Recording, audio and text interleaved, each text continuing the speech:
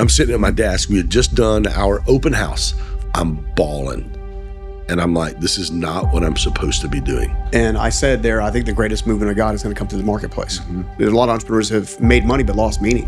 When's the last time you looked at an entrepreneur and said, be still? Like, we don't know how to be still, do we? That's right. What? No. You can't act any way, good or bad, and make God love you any more or any less. Well, you live in a world at war. God didn't cause that. You didn't cause that.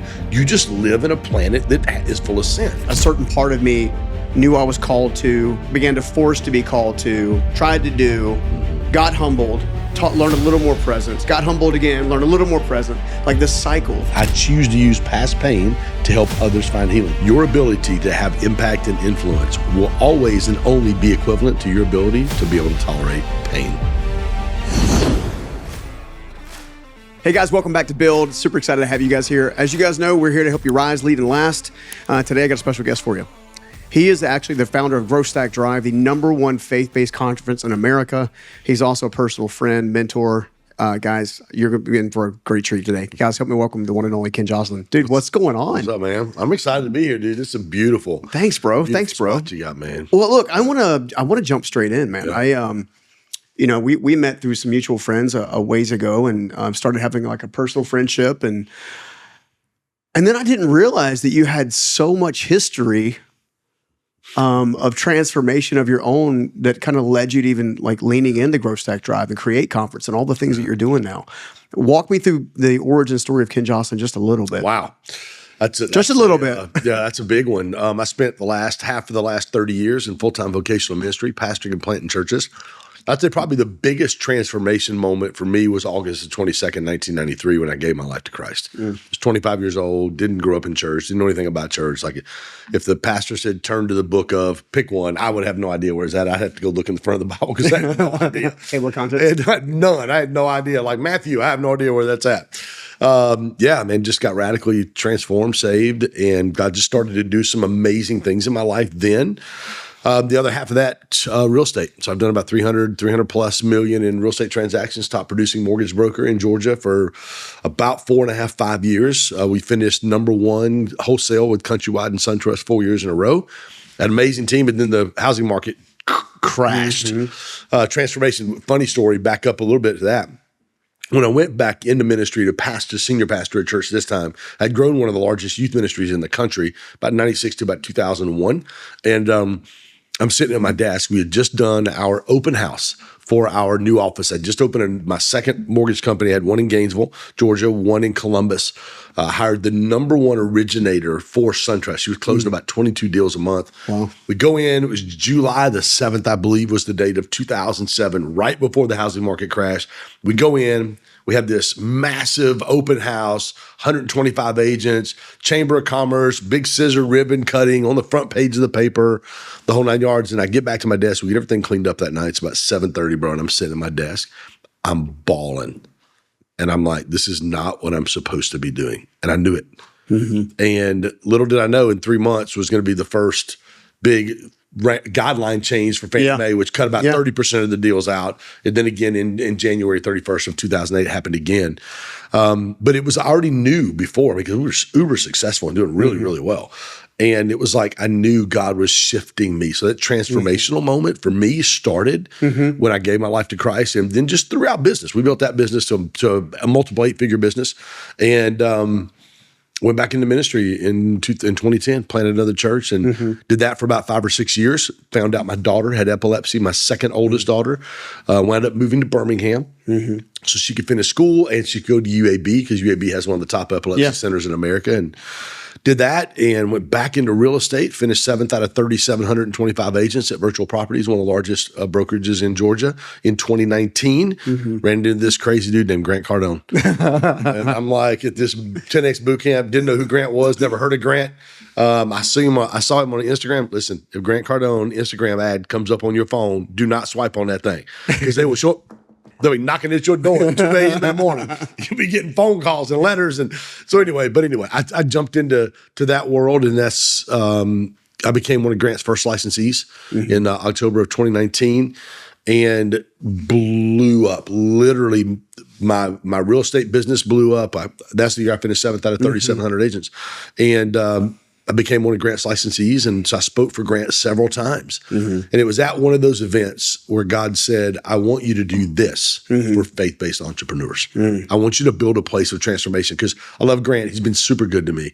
Tony, all the guys, Dean, all the guys that are doing stuff for entrepreneurs, but there's not really that faith, health, and relationship component. It's all about business. It's all about finances. And you and I both have seen people who have just spent their life building a business and finances, and they've wrecked the rest of their life. Yeah. I mean, part of the reason we do safe haven retreats here is because a lot of entrepreneurs have made money but lost meaning. Yeah. Right? Chasing the brass ring. That's good. Made money but lost meaning. Yeah, that's kind of the heartbeat behind what's here. You know, marriages are falling apart. Yeah. Relationships with children are gone. Sometimes the absentee mentality, because the people that you love most are seeking significance and being valued, seen, and heard, and things of that nature, aren't getting it. Yeah. They seek it in places you don't want them to find it. Yeah. You know, and one of the things that I've always loved about you is this. I called you this one time at one of the events you had, a creator of capacity. Yeah. Not only do you put amazing people in the same room at the same time who need to know each other, but you also simultaneously use your talents and the talents of other people to cause more capacity to happen within each one of those people.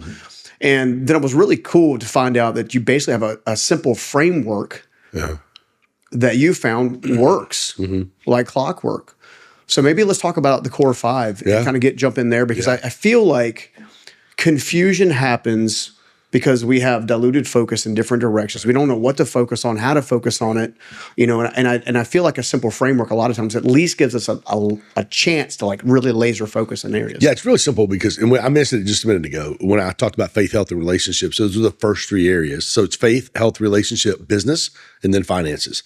Transformation in those areas. Obviously, my faith transformation I talked about.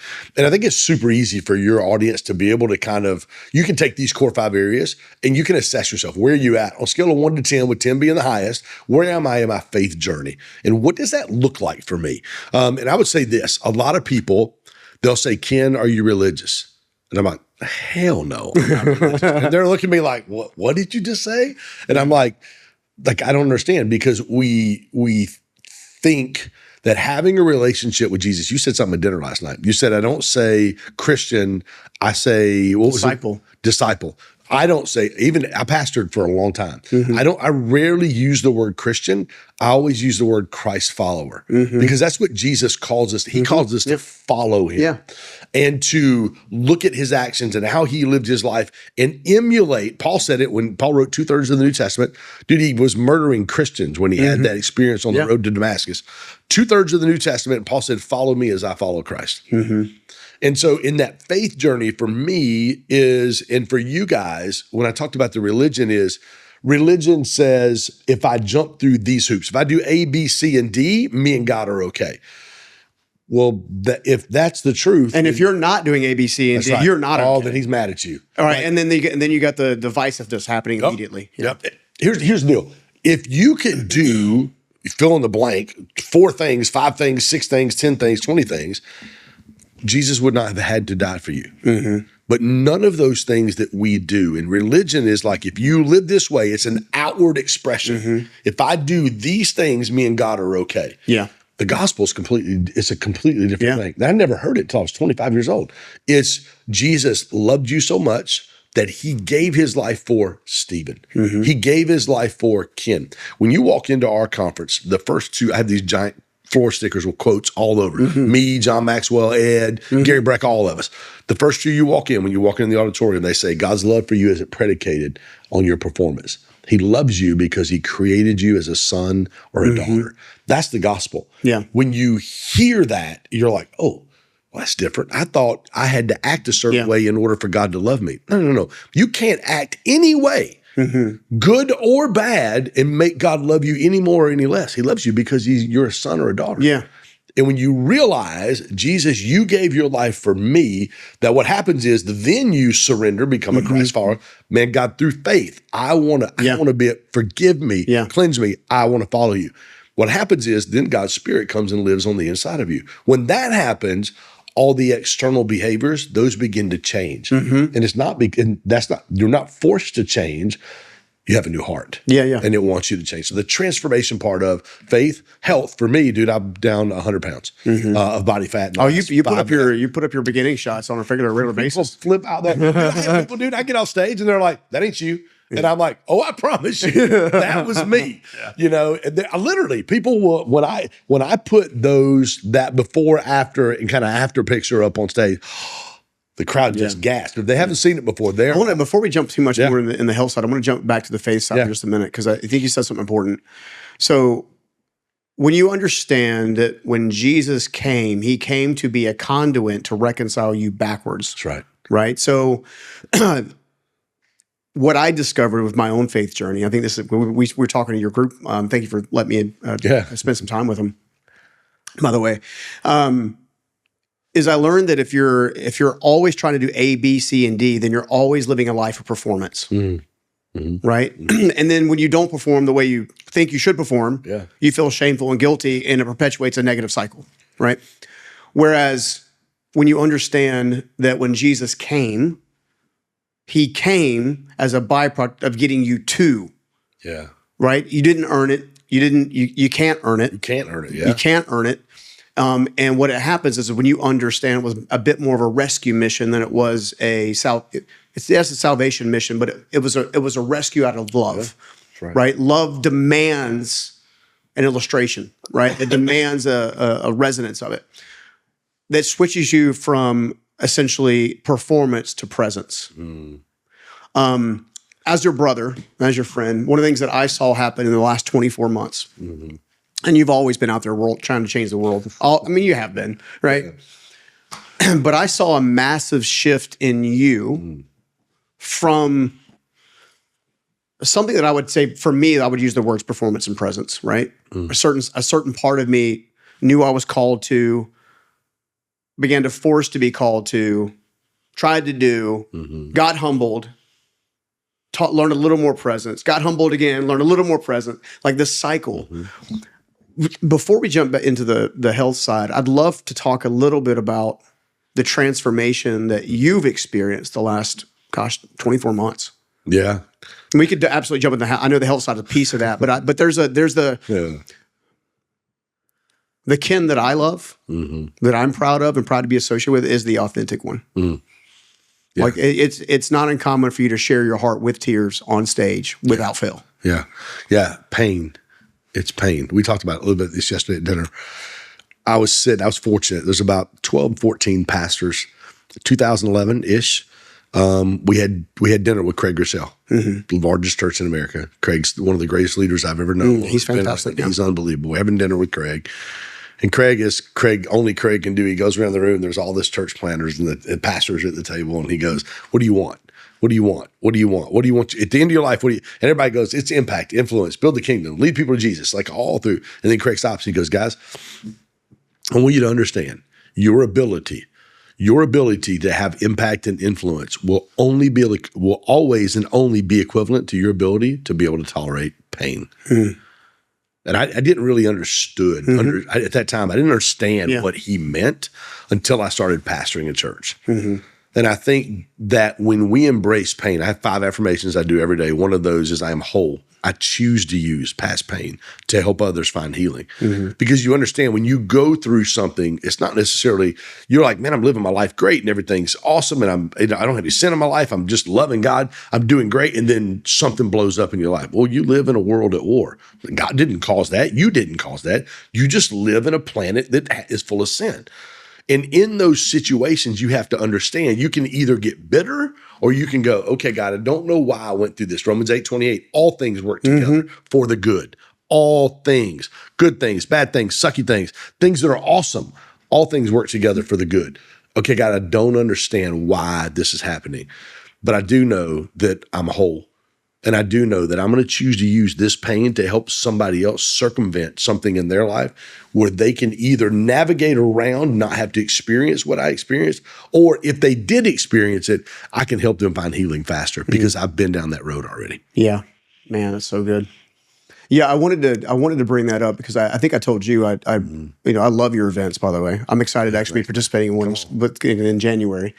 We can talk more about that in a few minutes for sure. But I noticed a big shift, and ironically, it happened to be. It's almost like you and I are running like parallel lives because when I was going through a big shift, you were going through a big shift. Yeah, right. And we, as brothers, been able to talk about that, kind of walk through that, which has been beautiful. But I wanted people to fully appreciate that pain is what leads to purpose. yeah.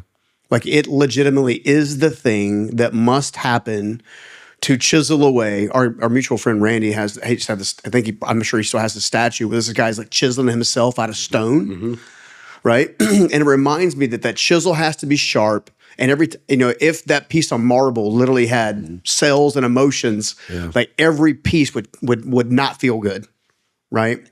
But as you're watching that and watching that happening, you're starting to see this man chisel himself out of stone, and he's chiseled. He's sharp. He's focused. He's diligent. He's ready to steward, right? And I think a lot of times people get into this element. I would say it this way. I think there's a lot of folks that will prejudge other folks based on whatever stage of their journey that or they're in, rather than just focusing on their journey and where they need to kind of work on, right?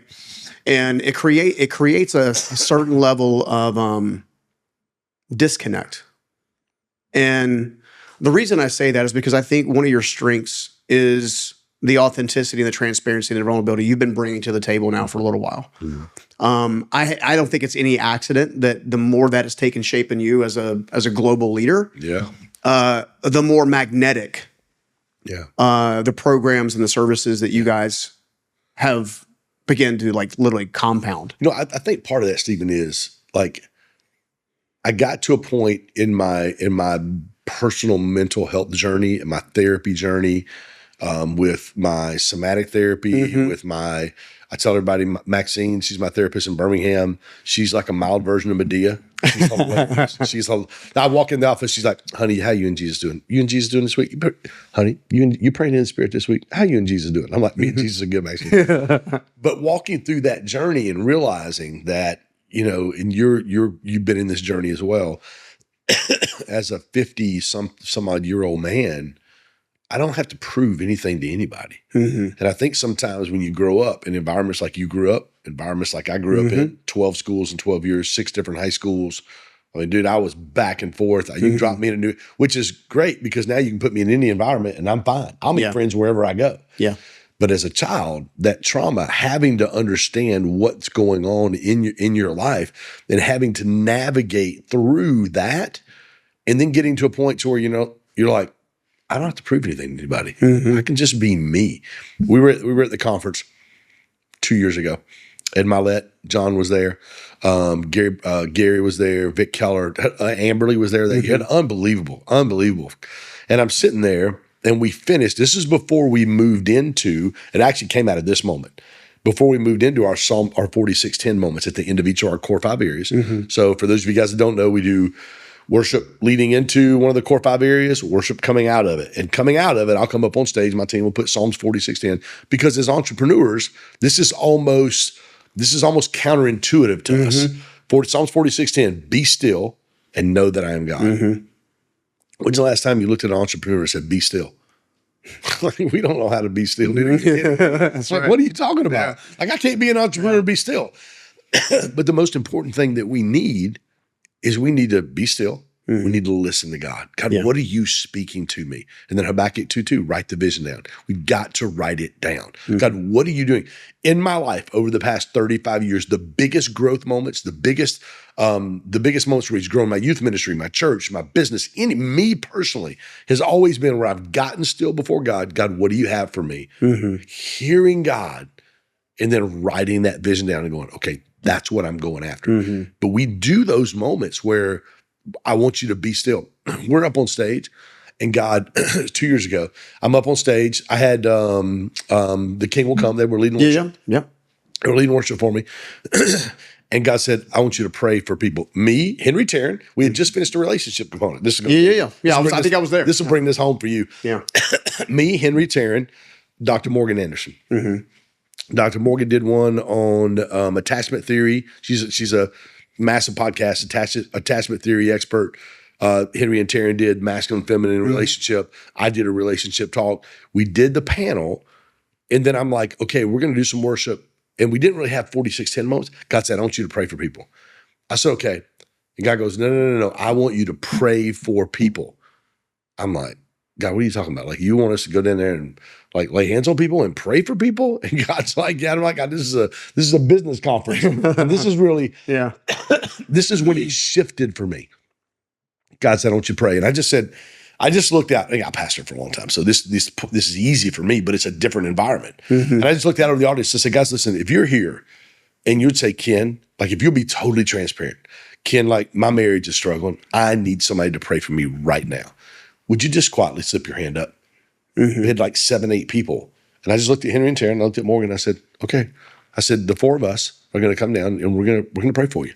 And we did. We spent about 10 minutes just laying hands on people and praying. Dude, dads, husbands weeping in front of their wives. And that's when I was like, okay, God, this is what you want this to look like. Because when people ask me, like, what's Create like, which is our big conference, I'm like, well, it's like 10X, Grant's thing, and the church that I had, that I planted, got together and had a baby.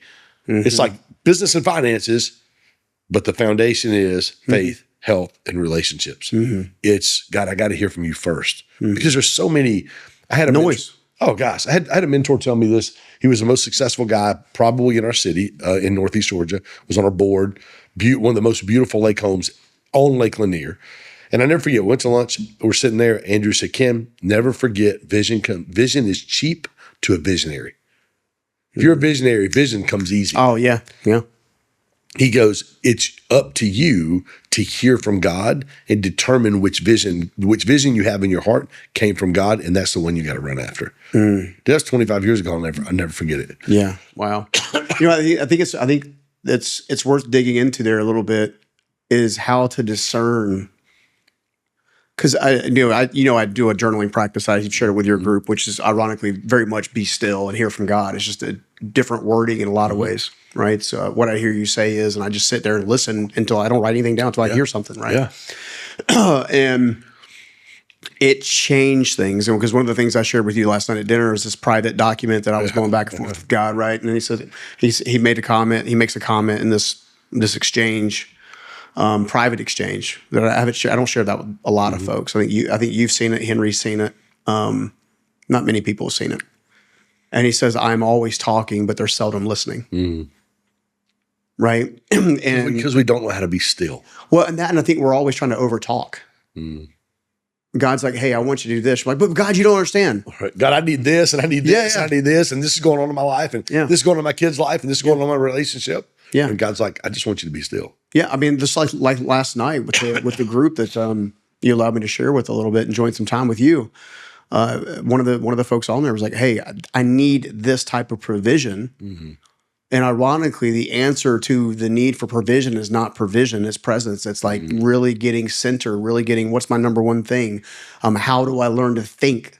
Like, I was telling my CPA recently, because obviously, I exited in 2023. And, whatever mental wealth practices or whatever that I went from, the homelessness to multiple levels of breaking scarcity, right? And poverty mindset, right? Multiple levels. And then like now I'm like, dude, I have to learn how to think like a billionaire. Yeah. Like, how do they use resource? How do they compound resource? Right. Because I feel this is for you, and I feel this for me in different capacities or in similarities, as we are being called to a higher standard to call others to their higher standard. Paul said, follow me as I follow Christ. That's it. And dude, I think that's the driver. Is we talked last night about the 4 levels of why, I call, and purpose was the last one. Like, you've got significance and then you've got purpose. Like, and starting with scarcity. Yeah, it's exactly right. You're starting like, what drives me? What's my why? Is it scarcity? Or if I take it past and get to the very highest level of purpose, Like what drives me? And I think that when you get to a level of purpose, then I love Matthew chapter 5, verse 1 but I think it's 1, 2, and 3. It's beginning of the Beatitudes. It's my favorite leadership scripture. It says, Jesus saw the multitudes. And he said, then it says he went up on a mountain to be by himself. When he was seated, he called his disciples to him. So break those couple verses down. That word saw in the Greek means he didn't just see a mass of people. He had thousands of people following him everywhere he's at. He didn't just see a mass of people. That word literally means he perceived their needs. And he looked at this massive humanity and said, I don't have what I can't give them what they need. I don't have it. So, because he's still Jesus. He's still in human form. Then it says he went up on the mountain. So he went up on the mountain to do what? Spend time with God. Because God's the one that can give him what he needs. To then turn around and give it. To then turn around, take care of the people. And then it says when he was seated, he called his disciples to him saying, and that's where he shared the Beatitudes. So he looks at, we have to. I think the number one way we get into our why becomes that purposeful why, which is the highest level of why, is we look at the crowd, we see and perceive their needs. What if you did this in your business? What if you looked at your team? What if you looked at the people you have influence over in whatever? If your business is an entrepreneur, if you're a pastor, or if you're a leader in whatever level, you looked and said, what are the needs of my family? What's the needs of my kids? What's the needs of my employees? What's the needs of the people in my community? What's the needs of my next door neighbor? If you looked at all of those things and you said, okay, wow, God, I see, because there's a heaviness and a weight that comes with perceiving people's needs because you understand, I can't do anything. There's nothing I can do in and of myself. Well, I think you also realize that there's nothing that you can do meaningfully without other people. 100%. Right. I know that one of the things that you were teaching your group about, again, I was able to enjoy it, kind of be part of it and enjoy it. As we spent a good solid day just strategizing how to compound overall like real impact, not just the BS impact, is the importance of having an accountability structure that's really real. And, I publicly tell everybody that I was honored to be part of the Corner, which is one of your signature, signature. It's more than it's not a mastermind. It's a tight knit group of people who amazing human beings. 9-figure, beyond 10. Yeah, it's just ridiculous. But, but the interesting thing about the group is it doesn't feel like a mastermind. It feels like a brotherhood and a sisterhood. Yeah. Like it feels like community, right?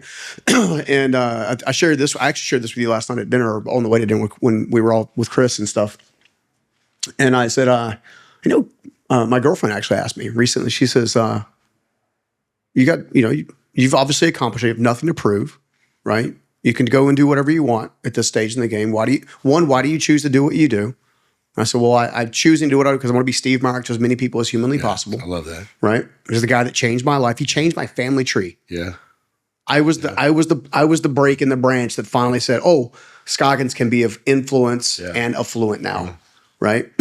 Now he saw something in you that you didn't see. But that's the importance of this community piece that you foster so brilliantly. And I say you, I know the spirit that's working through you. I get to spend a lot of time with you, which is a blessing in my life. But it just had me thinking that one of the greatest challenges that entrepreneurs have, whether they're faith-based or not faith-based, we're obviously going to encourage them to learn more about their faith. It'll help with resilience. And I call it rise, leading, and lasting, right? Is isolation. Was there moments in time that you felt isolated, which taught you the value of community? That's a great question. If you look at the moments in Jesus's life that always preceded big, massive moments, he always was by himself. He went to spend time with the Father. People go, I hear this a lot, I'm not a morning person. Well, I wasn't a morning person either until I decided, you know what? If Jesus got up and prayed before sun came up, I'm going to get up and pray. Like my morning routine is boom, boom. Yeah, we were doing our routines this morning every day. It's the same. And when I look at his life and how much, and I don't like to be alone. I'm an extrovert. It replenishes me to be around people. But again, I can be around people, but it's like, okay, God, I've got to go get still before you. I literally was laying in bed this morning. This ridiculous view you have, by the way, just looking outside on the lake, and I'm just like, God, whatever you have, I want it. Whatever you have for me, I don't care what it is. Whatever you have, I want that. And I think it gets you to a point. The isolation you talked about, we need isolation at a certain level to be able to hear from God. Is it isolation or is it intentional solitude? Well, that intentional solitude is what I would call that. Yeah. And it's really you going, I'm going to make a decision. Like first thing I do in the morning, every morning, if you follow me on Instagram, the first thing I post every morning is a worship song. And then I jump right over into my YouVersion app. Yeah, we were both cranking the worship music the last 2 days. I'm like 580 days in a row on YouVersion. Yeah. And even a deeper level. And guys, listen, in your faith journey, it doesn't matter where you are. It's where am I at today in my faith journey, and what do I need to do to take it to the next level? So I'm in Puerto Rico at our mastermind in April of last year. It was a beautiful home right on the water. Troy's? No, Troy's right around the corner. Okay. But we were right around, Troy came and spoke. And we're in this massive home, and I get up and go to the bathroom like it's 3:56 in the morning. And I look at my phone just to see what time it is, and I'm like, oh, it's like 5:36. I'm gonna go ahead and get up, and I'm going to the bathroom. I'm literally walking, you're walking with your eyes shut, trying to go to the bathroom so you don't wake up, so you can just go to the bathroom and go back to bed and go sleep. And I walk in, and God goes, I want you to get in my word. And I'm like, what? Like, God, I'm in your word. He goes, no, I want you in my word. Not the digital version, which there's nothing wrong with that.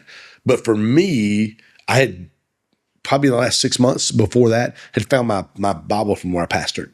And he goes, I want you in my word. Yeah. And so now it's sitting right there in my Bible. I mean, I've got 4 or 5 Bibles around the house. My favorite was the one my grandfather. Yeah. So now it's like, okay, God, I got you. I'm going to get in your word. So I do my YouVersion, but I'm in Psalms like 80 something right now. And then I'll flip over into Psalms 80 in my Bible, grab my pen, grab my little note taker thing, and I'm reading through Psalms 80. And I'm literally in my physical Bible. And so, but I just know that's something God spoke to me out of that intentional solitude. Yeah. God, I'm going to be still. Because guys, here's the deal. If we'll be still before God, he'll speak to you what you need. Like he knows what you need. He wants to meet your needs. We were talking about this earlier. I wanted to share this. You met my daughter. She's 17 now. Yep. All 5'11". She's sassy. And she's your granddaughter. She's 17 going on 37. Yeah. And we just got back from an unbelievable trip with her and my 26-year-old from Boston and Maine and Vermont, New Hampshire, Connecticut. We had a great time. It was our bucket list item this year. Well, I was pastoring. She was probably 3, 4 years old. I get up one day, I'm at home, I've got her, about to take her to pre-K, and I'll walk by her sister's door, and there's Sharpie marker written all over her sister's door. Uh-oh. Sharpie marker all over Emma's arms. Emma, did you write on your sister's door? She's the crocodile tears. No, sir, Daddy, I didn't do that. I'm like, okay, baby. So I get done. Sunday, it's church. Where I told my team, I said, listen, between the second and third song, before we get to the second half of worship, I want you to bring me one of those big leather comfortable chairs out of the foyer at our church. I want you to bring it up on stage. And so they're bringing there's a few hundred people in our auditorium, and they're bringing this chair, and they set it down in the middle of worship. And I told them, I said, I want you to go get Emma for me. And so they went and got Emma. I sat in the chair. And there's Emma, and she's a pastor's kid. So she's running around church Monday through Saturday everywhere. For her to get up on stage is nothing. She'll grab the mic, say, hey, Dad, I'm preaching just like you. And so they bring her up, and she's looking at me like, oh my God, Dad, why am I in here? And why are all these people looking at me? And so I said, come here, baby. So she comes up on stage, she hops on my knee. She's little, she's tiny. And I looked at her and I said, baby, did you write on your sister's door with a Sharpie marker this week? Oh my God, she was like about to bust out crying. And I said, you know what, baby? It's okay. You know why? Because I'm your father and I love you. And my love for you isn't predicated on your performance. And I looked at our crowd that day and I said, guys, how many of you guys come in here on Sunday and you feel like I did this wrong, or I didn't do this, I didn't do this. Therefore, I don't deserve to be in the Father's presence. It keeps you in scarcity too. I said, this is my daughter, and she is always welcome in my presence, no matter what she does. That's so good. Oh, dude, game changer. Bro, that's so good. So good. Wow. I'm sitting with that for just a second. That was so good. It's that be still component is massive for, if you're a faith-based entrepreneur, to be able to just, because God knows everything we need. I think it's Luke. He knows the stuff that we're not willing to tell anybody about. Oh, but he knows it all. It's like, it's getting it crazy. Like Adam and Eve, they sinned, they eat the fruit, tree of knowledge of good and evil. They realized they sinned. They said, their eyes were open and they covered themselves. And then they were trying to hide from God. It's like, come on, man, we can't. We still do the same things today. Mm-hmm. We still try to cover ourselves. We still try to hide. And God's like, you can't. Number one, sin, when it comes into our life the way it did with Adam and Eve, causes us to feel like we're not enough to be in the presence of God. I've sinned. I'm wrong.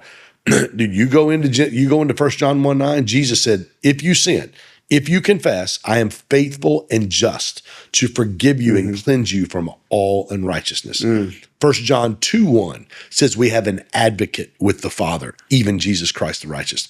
That word advocate is parakletos in the Greek, which is where we get the word paraclete, which is where we get the word attorney or mouthpiece.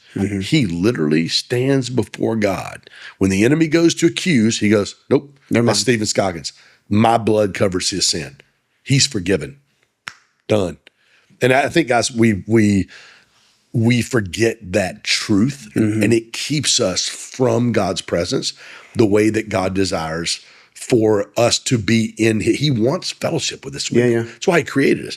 Another thing too is, I heard my pastor say this. He said, how many of you guys have, pictures of your kids on your refrigerator or ribbons or something like that? And he goes, how many of you guys, if your kid acted up that week, you'll take their picture and you'll slide it around the back side of the refrigerator because you're afraid you're embarrassed of your kid.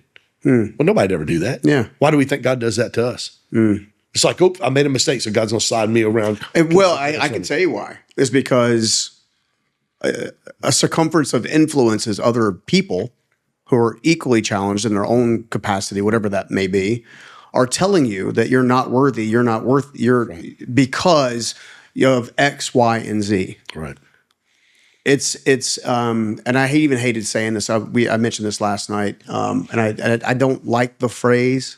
The phrase breaks my heart, but there's truth to it, which is why the phrase exists, which is in many cases the most challenging thing about Christianity is the Christian themselves. We did talk about that on the way home from dinner. You know what I'm saying? And it's not, and I'm not hating on anybody, but Jesus. The reason I like to refer to myself as a disciple of Jesus or a follower of Christ is because I want to do what I saw him do. Right?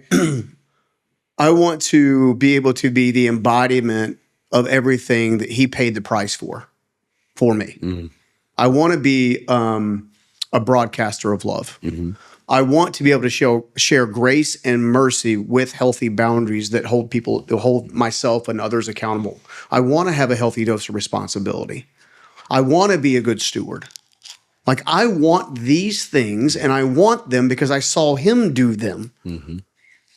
And Jesus says clearly, he says, if you are my disciple, you will follow me and do as I do. 100%. Right? Paraphrase, but essentially that's kind of what. And instead, what we began to hear through thousands of years of history, after Jesus was, died and resurrected and off to the Father, is this element that in order to be connected to God, you must be absolutely perfect, which is the whole thing that he came for to begin with. Right. Well, that's religion. Religion's what tells you in order to be connected with God, you have to be perfect. Yeah. The reality of it is, it's like, God, I'm your child. You created me. You want me, just like I did with Emma. Yeah. I brought her up, set her on my lap. Well, I mean, think about it. You and I were with a friend not that long ago, and I just felt like it was the right timing to say, "Hey, buddy, I'm curious. What do you know about Jesus? What's your relationship with Jesus?" Right? It's somebody that I know and respect and love. It's one of the biggest hearts I've ever seen in a human being. And he's like, "Well, if I'm being honest, I love everything about Jesus, except his followers." Yeah, I mean, essentially it's kind of because essentially it's kind of what it shook out, and so here is Jesus who comes here to this world on behalf of the Father to bring us back in accordance and reconcile with the Father, and there's, without going too too deep of a tangent. There's stuff that is in this world, and there's stuff that's connected into essentially heaven, spirit world kind of thing, right? So there's a whole thing there. Jesus says in the scriptures, he says, "Suffer me the little children. Woe to the person that prevents them from coming to me." We are the little children. I don't give a flip how old you are. Yeah. You might be a 12-year-old trapped in a 7-year-old's body. Yeah. Right? And that's just truth, right? And as a result, what I'm seeing is Jesus says, do this. The Pharisees and the Sadducees do that. I'm telling purity and love and grace is over here. They're telling you have to accomplish certain things over here. So then what we do is we internalize the fact that, well, at least I'm not sinning as much as they're sinning. Right? At least I'm not as bad as they are. Right? Which is another catastrophic version of comparison. It's a trap, bro. Yeah, it's a massive trap. Oh, man. Anytime we do that.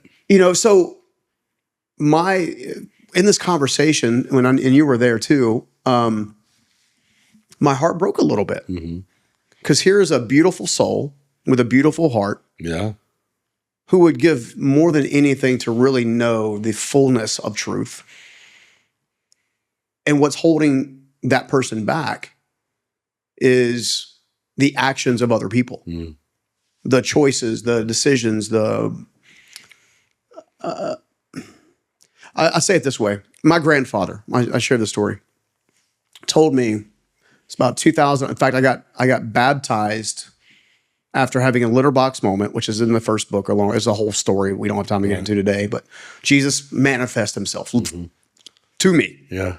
Could see. Much like I was with Chris today, I shared that I could see a couple of angels around him. Yeah. Anyway, in this moment, one of the things that I realized was every moment leading up to that moment for about 3 years, because I was a devout atheist for about 5. Okay, after being raised as a church and loving Jesus as a child and all the things, my life, I could not understand how a loving God would let me go through all these different things. Now I know different because all of those things made me this guy here that can now do these types of things here, right? Yeah. So it's a transition. You just don't fully appreciate and understand, right? Which is why it says, your ways are not my ways, bro. Just trust me, right? Yeah. But he said this interesting phrase. He says, you have to be willing to search past the answers that you want to the answers that are true. So many times I find that we will lean into just enough information, just enough to confirm the bias that we have in our heart. And that becomes the stumbling block that really prevents true relationship. And then when you get to that sector, it's easy to find the evidence. Right. Well, if God was real, if Jesus was real, then these people wouldn't do that, and that person wouldn't do that, and this system wouldn't do that, and that principality wouldn't do that, like all this kind of stuff. And Jesus was very clear. He said, I am the way, the truth, and the life. No one comes to the Father but by me. But all are, I added this part. This is not in Scripture. But all are invited. Right. All are invited to the presence of the Father. Yeah. You know? And they are. Well, he says it's not his not his will that any should perish, but that all should come to repentance, that all should come to know him. Yeah. And so we know that's his will. Why is that his will? Because he created us. We're sons and we're daughters. And I think that's a massive thing. And so if you're listening, podcasts, watching some videos on this, intentionally calendar some time to just get still before God. And just even if you don't believe in him. That's exactly right. Just try it. I tell people all the time, listen, if you research and you go on your own journey, he will show himself to you in a way that only you can see, and in a way that he needs you to be able to understand how much he loves you. He'll reveal that love to you. Yeah. Well, I want to go ahead and pivot a little bit. I think the faith side of what you're building is a massive piece of it's a cornerstone. And it's unique as far as how it's positioned and how it's presented, which is important because I feel like people have been talked at for decades, if not hundreds of years. And now they're being invited into relationship and friendship and community. Yeah. So I love that. I also believe, I showed you a reel yesterday of something I did about 2 years ago, a speech, keynote, whatever you want to call it. And I said there, I think the greatest movement of God is going to come through the marketplace, right? Billy Graham said it before I said it in a different way. And I think it's absolutely true. But what I want to know is, I know you went on a massive physical health journey. How has that journey now shaped how aligned your mind, body, and spirit are now? And what was Ken like before the journey? Like, Yeah. I mean, I was successful. I mean, I had my mortgage company was one of the top mortgage companies in the state, grown one of the largest youth ministries in the country. I actually gained all my weight when I was pastoring, which is because, we're so taught to give, serve, abandon yourself, all those things. I had done it to such an extreme where I woke up and I was well over 300 pounds. And I never forget Anthony Trucks, you and I, a friend of ours. Anthony and I were talking one day and he said, Ken, he goes, I bet if you looked at the trajectory of your health journey and how it was going up to the right and you were getting better and losing weight and all the stuff that you're doing, I guarantee it will almost mirror the growth of your business. And he was almost 100% correct. Wow. Literally almost mirrored it. Wow. Because on the health side, like if we don't have an intentional plan on what we want our health to look like, because I don't care how big of a business you have, what you want to build, if you don't take care of you first, then you can't take care of the people on your team. You can't take care of your spouse. You can't take care of your children. You have to take care of you first. And it's not a selfish thing to go to the gym. It's not a selfish thing to get a massage or to go do cold plunge. Those things aren't selfish. Those things are Abraham Self-care. Lincoln. That's right. Abraham Lincoln. If you had 4 hours to chop down a tree, what would you do? Spend the first 3 sharpening the axe. And you're the axe. And if you don't sharpen yourself, it's why when you get on a plane, the flight attendant gets up, in case of loss of cabin pressure, oxygen mask, she holds a little thing, drops down, put it on yourself first. If you're with kids, put it on yourself before you put it on them. Why? Because if you lose cabin pressure, your lungs collapse. You can't breathe. Like you have to put that oxygen to get air in your lungs. And if you don't do it quickly, you'll pass out, which means the kids they're doomed anyway. We have to, I think as a society, we have to relook at how much am I taking care of me so then I can in turn take care of all the other people that God's entrusted me with in my life. I think it's really cool too. I know one of the guys that's in the corner group, Josh Porter, amazing entrepreneur, amazing man. I know one of the things that in a combination with Gary Brecka and some of the other folks that we're friends with and whatnot, have helped me understand the difference between just living with deficiencies, nutrient deficiencies, how the body responds to everything from hormones to nutrition, to et cetera. And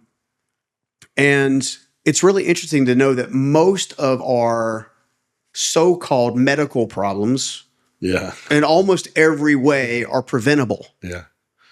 That, not that I'm not necessarily pro like living 500 years unless that's what God wants, right? It's the kind of thing. But I am pro longevity. Like I want to be healthy and fit and in good shape. I want my mind sharp, right? I want my heart sharp. I want my soul sharp. And what was really dumbfounding to me is, and this happens a lot with entrepreneurs and leaders in general, is I think that is one of the major areas that takes a backseat. I think I can't remember if I shared this with you, but one of the things I saw Steve Myrick do with my dad. My dad and I went to go. He had both his knees replaced. He managed to get pneumonia while he was in the hospital. Later passed away, like a few months later, 2003. Never got to see what his seed in me became, thus far, right? But I'll never forget. He was laying on the gurney, kind of like somewhat cocked up, and he had an oxygen mask on. Because they're trying to heal his lungs. He was in the early 70s at the time. And you even saw the picture of him downstairs on the wall. But my dad is like doting over him about, you've traveled the world, you've done this, you've done that, you've helped so many people. And Steve used to have radical generosity that no one knew about. He was the definition of not knowing what the left and the right hand were doing, like the definition of it. And I'll never forget this. Steve literally pulled the mask off his face and said, "What good is any of that? I don't have my health." And put the mask back on his face, started staring at the ceiling again. And I think spoken from a true place of authenticity. Like he's laying there. I mean, I remember it and that happened when I was 23, 22. I mean, I remember it. Wow. I remember it. And maybe that's why that I'm one of the few Scogginses that, if you will, I'm adamant about staying in shape. You and I hit the gym the entire last several days. We're here, like we're doing our morning routines. Now you see me down on the grass. We're doing our thing. And first of all, I want to applaud you for your leadership in making sure that these 5 areas are major, but also making sure that health, which is really longevity, and longevity is only valued to your point about the axe if it's sharp. That's right. Right. What good is your mind if it can't process? That's right. So, I think that's so important. Longevity equals greater impact and greater influence. I had the opportunity There's a cost to it. leave. Oh, there's a massive cost, but I have an opportunity to leave the legacy that God built me to leave when I take care of myself physically. And I mean, it's not just, for me, it wasn't just the losing 100 and some odd pounds. It wasn't just health. It was my blood work, my methylation test with Gary, my testosterone, my stem cell work that I do down in Costa Rica with RMI. I mean, there's so many components to that health journey for me. I mean, I did 3 60-day runs last year in 2025 of keto, no alcohol, and peptides. Like peptides was another thing that I had. I mean, I just keep adding these things. Yeah, I have peptides as well. So I saw something is start the journey. Like if you don't have a plan, you're never going to end up where you want. One of my favorite Zig Ziglar quotes: "If you aim at nothing, you'll hit it every time." Ain't that the truth? You'll hit it every time. Yeah. Like come up with a plan. What does that look like? Don't lose 5 pounds, 10 pounds. Don't be in the gym 3 days a week. Or if I only lose 50, I'm going to go to the gym 2 days a week.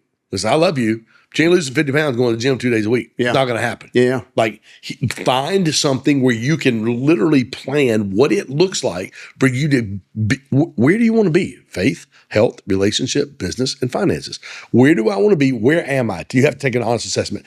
The first thing I had to do when I posted on social media, I was going to lose all that weight. It's forgettable. I had to get on the scale. Yeah, that's a starting point. I had to get on the scale. I had to go, and it was the worst thing ever. I was like, "Are you freaking kidding me?" I'm naked. I'm like blowing out all the air, and I look down, and he hits 300, and I think it was 8 pounds, 309. I was disgusted with myself, but I couldn't start the place of healing and the health journey until I let myself get disgusted with myself. So I know that you and I have been on a similar journey in similar ways, and even the same ways in some cases, but also different ways. Tell me what you've learned about self-love. What have you learned about self-love, and what are you doing to combat not loving self? What do you do practically? One of my therapists, Dr. Rob Kelly, I'll never forget it. I was going through somatic therapy with Lauren, a different somatic therapist, Maxine, who's just my regular kind of therapist. But Ken, you got a lot of therapists. That's because I'm jacked up. Because I'm like, and again, when you realize, God, you've given me this platform to be able to help people.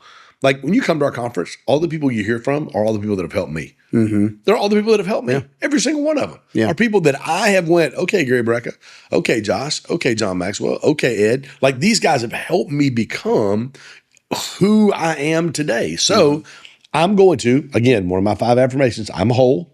I choose to use past pain to help others find healing. Let me show you what I did to get out of the hole that I was in with my health.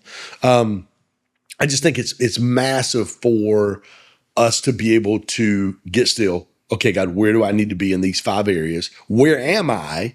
And then what am I going to do to move the ball forward? How does that change just from your lens, your perspective? I can tell you from my lens as someone I'm watching outside. How has it changed and again, I can put myself in this Stephen pre-loving self, Stephen post-loving self, right? I was telling you about Dr. Rob Kelly. Yeah. I'm working with Rob, and Rob goes, I want you to do mirror work. And I'm like, what's that? He goes, I want you to look in the mirror and tell you did you love yourself 10 times. First time I heard that, I was like, you're going to be kidding this. No, he did. And I was like, I looked in the mirror and I'm like, I love you, Ken. Oh, Ken Joslin, I love you. And it was just like, really? I got to do this? Dude, I do it now. I'm like, Ken Joslin, I freaking love you, dude. I freaking love the way you show up for your family. I love the way you show up for your kids. I'm like, I get excited now. Or before it was like awkward. Yeah. It's like, because you believe it now. That's exactly it's truth. Yeah. And that's the thing is that here's the thing. People are like, well, how do I change my beliefs? Right. You start putting practices in place that you do repetitively. Yep. to make the beliefs true. I know you have a quote that's signature to you. That's a monumental success. Yeah, incremental, not monumental. So break that down for me a little, because I think the audience should hear that. Yeah, small daily disciplined decisions. And this happened. Listen, this whole incremental, not monumental concept came about at the very beginning of my health journey and my weight loss journey. Small daily disciplined decisions over time always equal monumental results. Yeah. Success can't escape you when you do the right things every single day. And it's not about how good can you do it 4, 5, 6 days in a row. How good can you do it for the next 365 days? How good because the transformation and the monumental growth and the things you want to see take place, they don't happen in 90 days. They don't happen in 60 days.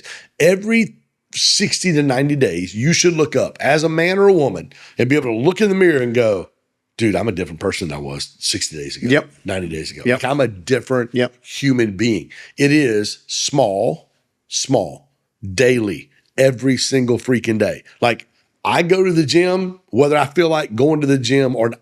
Small, daily, disciplined decision. Discipline means, you know what? Even when I don't want to do it, I'm going to do it anyway. Small, daily, disciplined decisions over time. That's a compounding effect. Over time, always equal monumental results. I love it. I love it. All right, so we got Create Conference coming up in January 2026. I'm excited about that. First of all, thank you for the invite to join you on stage, as well as do some breakouts. I'm going to be really excited about it. I've been to 2 of them so far. They seem to double and triple in size every time I go. I know you got a bigger venue this year coming up. I guess I got 2 questions on Create, and obviously we'll make sure that people have access to it and links and stuff, because we'll both be there, which I'm excited about. But why did you create? Whew, that's a good question. God told me to. I mean, that's all I can tell you is, in youth ministry, I had my own National Youth Leadership Conference. I did yearly, and it was a way for me to be able to bring in the mentors and people that made a difference in my life, to be able to put them in front of, I think the last one we did, we had almost 368 youth pastors from 18 different states and leaders came into that. And I had my 3 main mentors that were there and myself. Here's what we've done to grow this youth ministry to hundreds and hundreds of kids.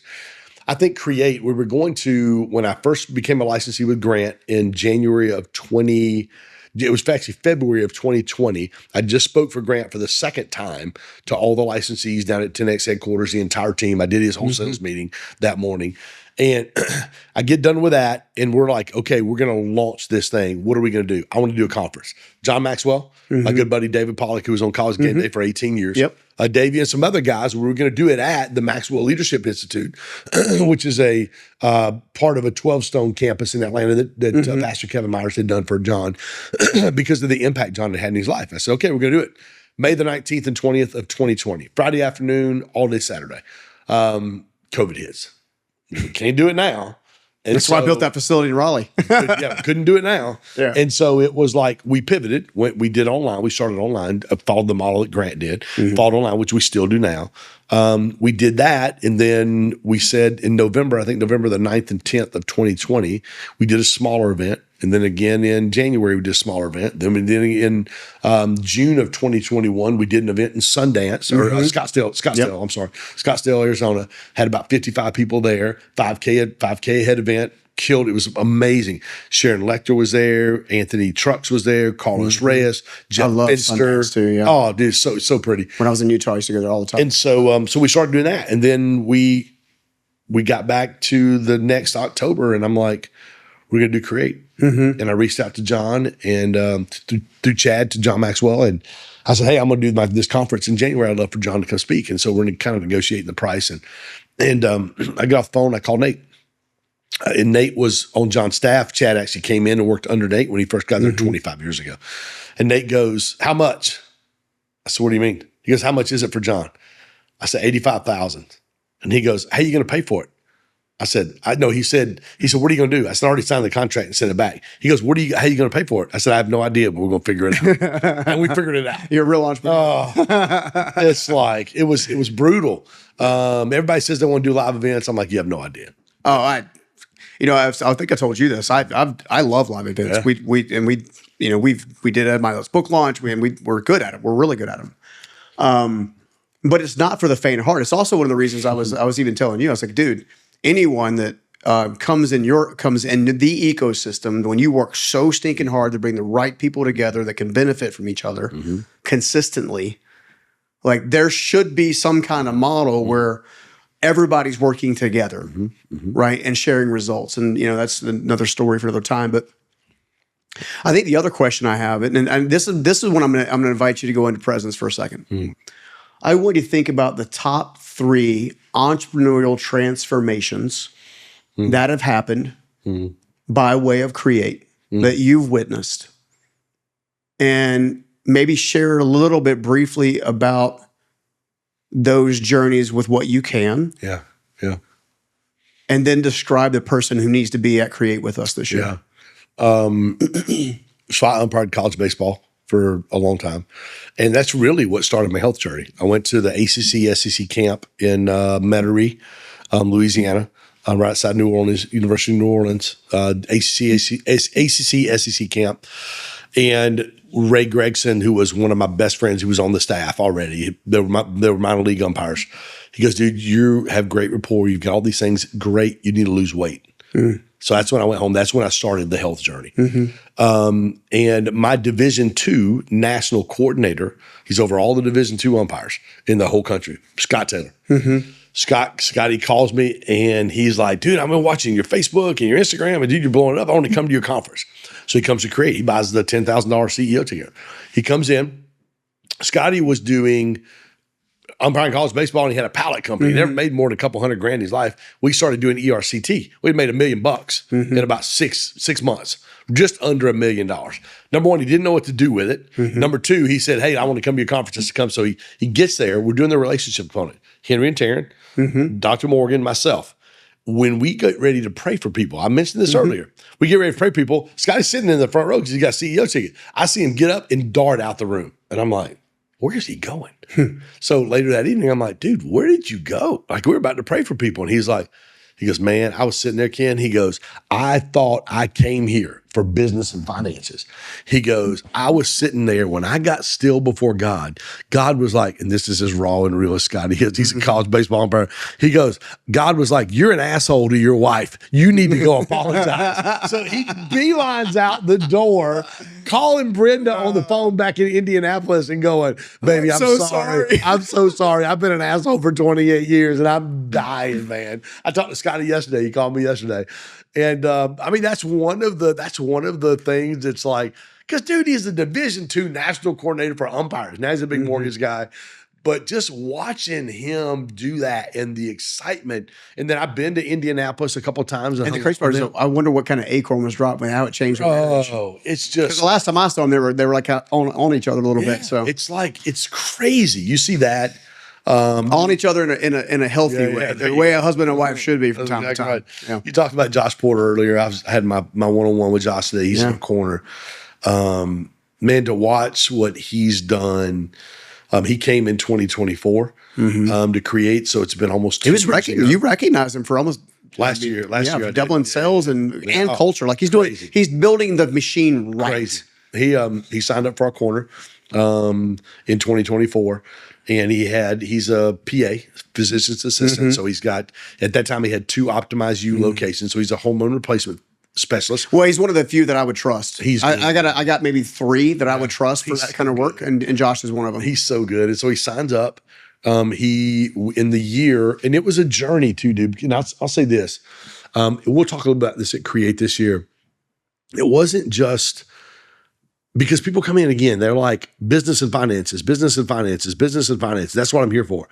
95% of the people that come to Create, what God actually does is faith, health, and relationships. It's got nothing to do with business and finances. Because when we get faith, health, and relationships in alignment, it gives God the opportunity to go, now you're ready for me to build a business. Because entrepreneurship is hard. To be able to have, you said it earlier today, like to be able to have money, you have to have a different mindset, or you're not going to steward it the way God wants you to steward it. Be faithful with a little bit, make you master over much. But the precursor is you must be faithful with the little. That's right. If you can't steward $100,000, you can't steward $1 million. You just can't do it. So Josh signs up. Here we go to Puerto Rico. First mastermind. This April of 2024. We're sitting there in Puerto Rico. Troy Hoffman's doing a session. There's 28 of us in the room. Troy Hoffman will change how you scale a company in a heartbeat. He's a beast, bro. He's a access to capacity, baby. And so Troy's sitting there and he's just going around the room, and it's the last day. It's the last session. And he's asking people, what do they want? And he's talking to Josh about, at the time he had 2 locations, 2 franchises, about 1.8 million in revenue that year, 10 employees. And Troy's talking to him, and Troy just finally looks at him and goes, dude, what do you want?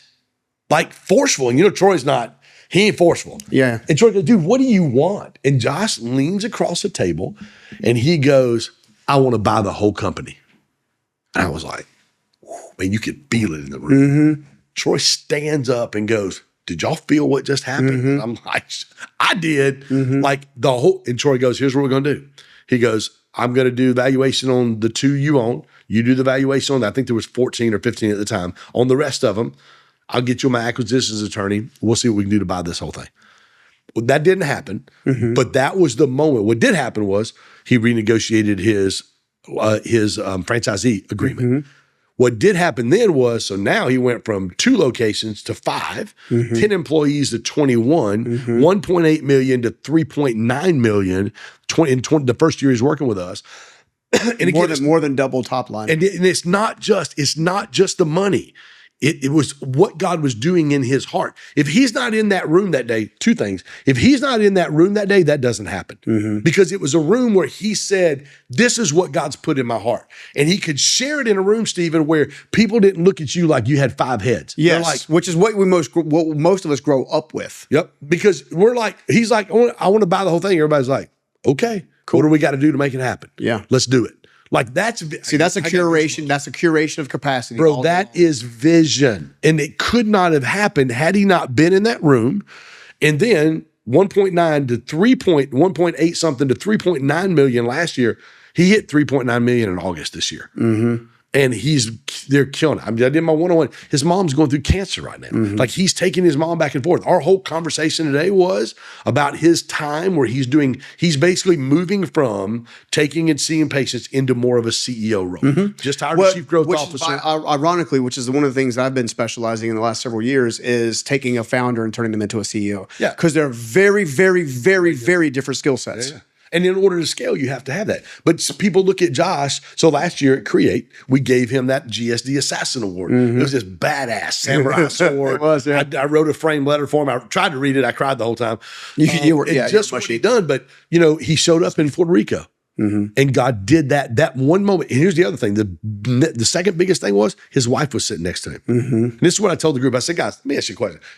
Killers in that room, dude. Brent goes the #1 guy at EXP, 42,000 agents, making about 1.2 million a month in rev share. Like the dude makes over 15, 20 million a year. And I'm like, could you imagine if Laura wasn't with Josh and Josh goes back to Chattanooga, Tennessee and goes, babe, let me tell you what happened. I'm going to buy the whole company. She'd have looked at him like, dude, you've lost your freaking mind. What's wrong? You're never going back to anything. Because she's in a room where that stuff happens as ordinary. It's just, this is what we do. Yeah. And she was like, it makes the extraordinary ordinary. Has it been hard? Yes, it's been hard. Yeah. Have there been times I've got on my one-on-one call, because I do one-on-ones with all my corner guys every week. Have there been times I got on a one-on-one call with Josh and I'm like, dude, okay, talk to me. Well, dude, I had the worst fight I've ever had in my marriage on Monday night, and I acted like an ass. And I'm like, unpack it for me. That's where I take my business hat off and I put my pastor hat on. And I'm like, okay, unpack it for me. Let's talk about it. Because it's still hard. Yeah. People, they see I want to go from two locations to 5, 10 employees to 21, 1.9 million to almost 4 million. I want to do that. You think you do, but you don't understand the cost involved in doing that. And then Puerto Rico, Atlanta in July of last year. We're sitting in the session. Jake Hamilton's doing his men's deal. And you're filling out this paper. And he goes to Josh and he's like, hey, who wants to share a little bit about what you got? It's just a normal, we had 75, 80 people at that one, so probably 40, 45 men in that room. And Josh starts sharing. And Jake starts asking questions. Why do you feel this way? Tell me the first time in your childhood you felt this way. The whole thing was he didn't feel like his dad died in a car accident when he was 17. The last conversation they had, they were yelling at each other. And that's the last thing he left from his dad. There's a lot of guilt there. Oh, dude, so he's sitting there and he is, dude, in 15 minutes in that session. I watched Jake do that at the last guy. With Brandon. Yeah, Anderson, when I get pastor. God told me to go give that hug. I got a hug. I did. I mean, he is weeping. Well, Josh's son's sitting next to him. Well, Josh's son starts crying. And Jake looks at him and goes, tell me what's going on in your heart right now. And he goes, when I heard my dad say that he didn't think he was good enough for his father, that's exactly what I struggle with. Generational. Bro, you want to talk about healing? Like healing between between Josh and his father, and then Josh and his son, all 3 generations right there. Done. God literally said, I'm going to heal it all right now. And people are like, oh, I'm here for my business and finances. No, you're not. You think you are. I mean, here's the crazy part is when God actually does the thing in your heart that needs to be done, all the other things prosper. The business and finances. So the business prospering is a byproduct of if you get faith, health, and relationships in alignment, it's almost organic. Those things are going to happen, which is what, now when he went from 2 locations to 5, he opened 3 locations in like 6 weeks. Was that hard? Did he get his ass kicked? You better believe he did. Yeah. He got his ass kicked. Like he's still getting, there's days he's like, bro, I feel like, what did Norm say on Cheers? It's a dog eat dog world and I'm wearing milk bone underwear. Welcome to being an entrepreneur, ladies and gentlemen. But I mean, so I'd say Josh is another story. This year, I don't know when this thing's posting, probably our top candidate for the GSD Assassin Award is John Neiman. Him and his wife, he's 69 years old. He owns a plumbing company in Griffin. I get emotional when I tell this story. He's 69 years old and he signs up. It's a $5,000 investment a month. When you're in it, you know. I mean, they do about 1.2 million this past year. And he's like, he told me, he said, Ken, I'm going to trust you. And I said, Johnny, if you'll let me help you, I can help you. But you're going to have to do what I ask you to do. Like that's a very, very, very good qualifier. Okay, you're going to have to. Because I can't tell me people like, they come to me, they'll invest the time, the energy, the resources, and then they don't actually execute on the thing that they need to execute on. So Johnny's been a plumber for 35 years. I mean, this dude, man, prison, drug dealer, got saved, loves Jesus, does a celebrate recovery group in his church, which is like his thing to do, right? And so I said, Johnny, I'm going to put Brenda in the truck with you for 2 days. She's going to write down everything you do from the time you get up till the time you go to bed. Well, Brenda gives me these chicken scratch, college ruled notebook papers with the tear things on it, like 2 days of Johnny's. So I put it in the chat and we're working on it, trying to, what does this say? And we're like, okay, Johnny, here's what I got. Here's all the things that don't even need to be done. You're time wasting. Here's things you can delegate, and here's the things that only Johnny can do. And one of those things was giving up the company telephone. He's the one answering emergency phone calls at 9:30 at night. Bro, you're talking about living in stress. I'm like, dude. But to watch, it was trying to scale dysfunction. It was probably exactly right. It was probably a month or so after, and I called Johnny's phone number, and the girl picks up, and I'm like, who is this? And she was like, so-and-so from ChristianPlumber.com. And I was like, is this Johnny's cell phone? She's like, is this Ken? And I said, yes, ma'am. She goes, no, Johnny gave his phone up just like he told him he needed to. Here's I'll text you his new phone number. And I was like, yes. Yeah, and they're growing. Dude, we scaled them from 2 crews to 4. Johnny's not on a crew. Now he has his own thing. We're about to take him to 6. We took him from, they've been their office was in their home for the whole time. Now they have their, and 1,000 square foot office, warehouse space for all their plumbing stuff. Now they've tripled that office space or tripled their warehouse space and like quadrupled their office space. 2 crews to 4. They're at about $92,000 a month. When I started working with them back in February, we've got them up about $27K a month right now over what they were before. And to just watch, I'm like, if a 69-year-old man he's country as a day is long, bro. He's country as cornbread. Yeah, I met him. I mean, 69 years old, loves Jesus like crazy. If this guy can change, anybody can change. 69 years old. How much more set in your ways can you be a 69-year-old plumber whose jeans are about to fall off of him? Yeah. And he looks like a damn plumber. Yeah. And he's like, whatever you tell me to do, I'll do. I'm Yeah. like, okay. It's funny how much things can change with a humble heart like that. Oh, Yeah. And how long you can I would call it, one of the things that I've told you, I'm trying to prevent entrepreneurs from doing scaling dysfunction, because you can't. Good, dude. Like, you can't break 8 figures with a 7-figure dysfunctional model, or 6 figures. Yeah. And there's a lot of internal stuff that has to happen. But, when I think about create, and I've shared this, and I'll keep saying it, because I really, this is like the title that God put over like your head when I saw you last year. Well, not even last year, it was a few months ago. Yeah. Jeez. Is Ken as a creator of capacity. Yeah. So I would say that any entrepreneur, business leader, even if they've got questions about their faith, Yeah. right? Or been on the fence about their faith. Maybe they've had a faith journey and it's been tricky. Maybe they've never known faith. Yeah. Maybe they're solid, right, in their faith. But I feel like those that need to be at Create are people who just need more capacity. Yeah. One of the things that God shared with me about entrepreneurship in general is He'll never give you more than your character will hold. Right? So the amount of character, the awareness of character, is directly correlated to the word capacity. You can't put 2 pounds or 2 gallons of milk in a 1-gallon container. Right. You have to have a 5-gallon bucket or a 5-gallon container to then compound whatever that is. So I'm excited about Create, dude. It's gonna be amazing. It's gonna be ridiculous. We just see it's a ton of life change, dude. It's the one thing I say this. There's affordable options for everybody. I have a $200 ticket, a $750 ticket, and a 5K ticket. Yeah. We did that, guys, intentionally. I wanted it to be a place where no matter where you were, entrepreneur wise, no matter where you were, when you drop in this podcast. Whenever you want. So here's what we'll do. If you use code word Stephen, or go to growstackdrive.com/Stephen, STEPHEN, it'll be Stephen's page. Use that code word Stephen. We'll give you the exact ticket, or the GA tickets right now are $200. They're half off. We'll give you one of those for $97. Dude, thank you, man. I appreciate that. That's Just so for your good. audience, man. But I'm just telling you guys, you got to get in the room.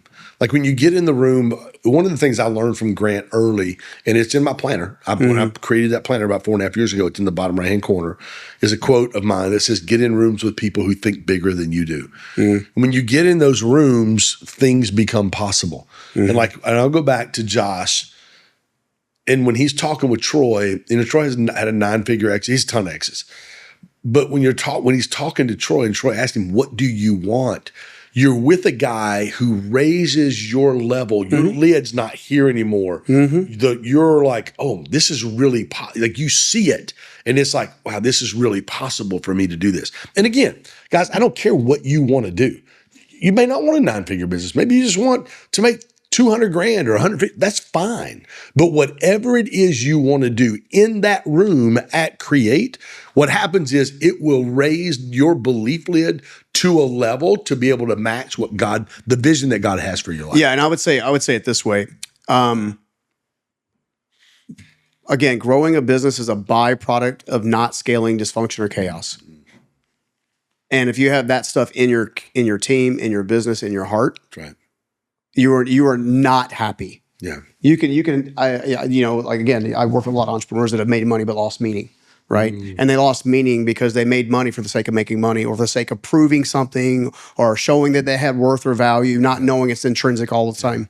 I got a couple minutes left. I have this is more of a curiosity question, because you've said it twice in the last 48 hours. And I just want to get your thoughts on it. And this is not for validation purposes at all. But you keep telling me I have a pastor's heart. What does that even mean? Yeah, I had 2 really good. And how did you see? I mean, what do you Tony see? Elrod. Tony Elrod was Jensen Franklin's youth pastor when I was youth. We were in the same town together. I've known Tony forever. He's a pastor now. Mark Smith. Mark and I got saved about the same time, called the ministry. Same time, Mark was a UPS driver. He's been pastoring now for 20 years. They're the guys that truly love people. Like, absolutely love people. Like, you don't have to do any of this stuff. It's like Troy. Like, Troy doesn't have to do what he does. He loves people. Like, he really loves people. And I think to have a pastor's heart really means it's a shepherd. Like, you want the people that God sends into your sheepfold, if you will. It's kind of an ecosystem. whatever. When he sends them, you want the best for them. and you're going to help them find green pastures. You're going to help them, hey, here's some things I see that may be uncomfortable for you to look at, but here's some things I see. And when you do it, I think the biggest difference is when you do it from a pastor's heart, or you have a pastor's perspective, like you really care for that human being, you can deliver things that can be uncomfortable, but it comes so wrapped in grace and mercy that they're able to receive it and go, okay, now what do I need to do with this? And I think that's it for you, dude. It's your care and love for people. Mark Smith, Tony O'Rod, I know a lot of pastors, dude. I know them all. I know them all well. But they have pastor's hearts. They freaking love people. Like there are times when I was youth pastor, and I'm like, God, I hate kids. If you send me another middle schooler, I'm gonna die. But I just think it's a heart and passion for people, and for the people that God sends into your ecosystem and in your world. Yeah, like you truly have a heart to care for them, and you want the best. You want something for them, not from them, and you want them to be able to experience some of the fulfillment and some of the things that you've experienced in your life. That's good, man. Yeah, I'm always curious. You know, one of the things I love about having community and brotherhood and stuff like that is you get visibility on stuff you can't see. Patterns, behavior pattern, like just patterns, thought patterns, behavior patterns, relational patterns. I just think it's really cool. And I want to thank you for pursuing me the way you did, to be part of that corner group. It's I'm excited about it. It's gonna be good, dude. Yeah, I can't wait. I can't wait for the guys. We're coming up here in a few weeks. It's going to be it'll be a special weekend for us just to get together. You know, you've got 10, 11, 12 very high performing faith-based entrepreneurs. Really just hopefully they'll enjoy the house and the property for sure. It's beautiful, dude. Just to get guys like that have already achieved a certain level of success, who just get together and go, guys, I just want to keep continuing to become the best version of myself in these 5 areas. I want my faith and my health and my relationships, number one, to be solid. Like I want to be the man, because I'm going to use this at Create this year in my first talk. The 3 words, or the 2 words every single one of us want to hear at the end of our lives are well done. Well done, my good and faithful servant. Well done. Like we want to hear those words. And I think we've got a group of men that I get to help in each of those areas who really have a heart and desire to hear well done. And we get to do it together. Yeah, dude, I love it. That's good, man. I know we're basically a little bit over on time. Any final thoughts? And now if somebody wants to come drive me back to Atlanta, it's about family. I told my fiance on the phone just a minute ago, I'm like, man, I wish I had that Tesla we had this weekend in Boston and all it drove itself. Like 3 hours. Yeah. Like literally I'm sitting there and I put it in self-drive. And as long as I didn't, doze off, or my hands, it would say, pay attention, you touch the steering wheel. It took me around a roundabout. I was like, in the world? It was crazy. But anyway, no, dude, I appreciate you. I'm grateful for you. Love what you've got going on here. Excited for you. Excited for your relationship that you're in. It's awesome to be around amazing people who really love God and they're just on that journey of going, okay, God, what does this look like? What do you have for me? Who can I help? Yeah. How can I impact? I'll close it with this. After the Atlanta Mastermind in July, you came to. That's the first one you'd been to. Pastor Brandon Anderson and Jonica came up to meet with Josh Porter the next week to do their blood work. We had lunch. And Jonica goes, Ken, she goes, I had never in my life been in a room with that many successful and wealthy entrepreneurs, ever. But I've also never been in a room where there was more humility and people really wanted to help all the other people in the room win at levels that they had won at. That's special. Like that's special. Yeah, I 1,000% agree. That's that curation of capacity that you do so beautiful. Dude, thank you much for coming on the show, man. I love you to breath. I love you to death. I'll be praying special prayers so you get to get home safe and sound like a fly on back. So, but dude, thanks for coming to Safe Haven. Appreciate it, buddy. Awesome. Okay, guys, that's going to do it for this episode of Build. As always, like, share, comment. If something really stood out with your show, hey, send this to a friend that actually needs to hear something particular from this. And we'll see you again on the next Build. Much love. Take care. Peace. Hey, guys, I hope you enjoyed that amazing conversation. And if you want more just like that to help you level up your life and your business, you're not going to miss this next one. Check it out. labeling yourself as an alcoholic or having alcoholism kept people stuck in a very rigid identity. Whereas alcohol use disorder, which is known as AUD, is thought of as temporary. It's something that can be resolved. You don't have to surrender to a disease. You can actually create the life that you want with a few simple little mindset